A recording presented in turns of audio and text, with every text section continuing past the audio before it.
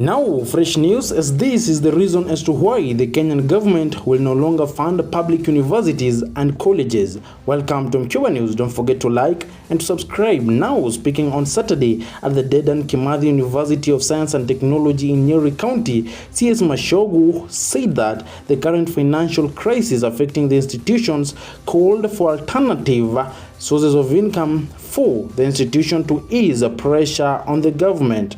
He thus urged the public institutions of higher learning to embrace research, innovation and technology to generate the individual income, since the state is on the verge of withdrawing its financial support.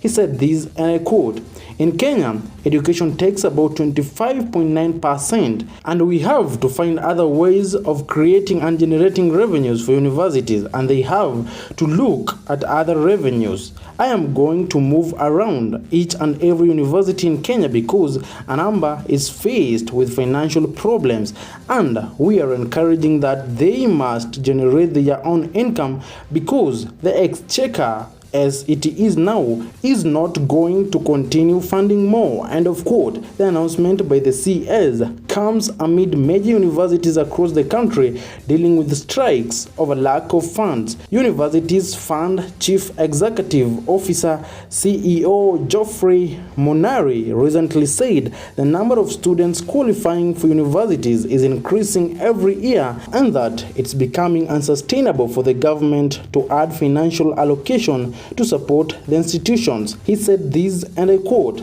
"The funding requirement for 2022 gov't of 145,145 students is 32.7 million Kenya shillings, while available funds are 12.6 million Kenya shillings. The incoming gov't is larger than the graduates exiting by 52,195. Hence, it's expected that the funding requirement will increase."